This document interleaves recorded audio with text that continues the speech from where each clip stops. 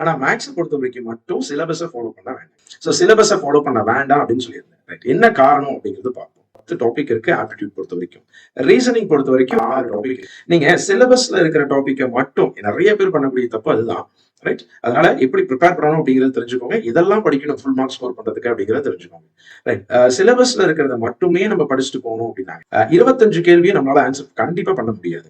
என்ன காரணம் அப்படின்னா, ரைட், நம்ம படிச்சுட்டு போற டாபிக்ல இருந்து கேள்வி கேட்கறாங்க, கேள்வி கேட்கல அப்படிங்கிறது அடுத்த விஷயம். நம்ம படிக்கிற டாபிக்கே கம்மியா படிச்சுட்டு போறோம். ஆனா அங்க வேற டாபிக்ல இருந்து எல்லாம் கேள்வி கேட்கறாங்க அப்படின்னா அதை நம்மளால ஆன்சர் பண்ண முடியுமா? ரைட், முதல்ல இந்த சிலபஸ்ல இருக்க டாபிக் மட்டுமே பரீட்சையில கேள்விகள் கேட்டது இல்ல. அதை தாண்டியும் கேள்விகள் வந்திருக்கு.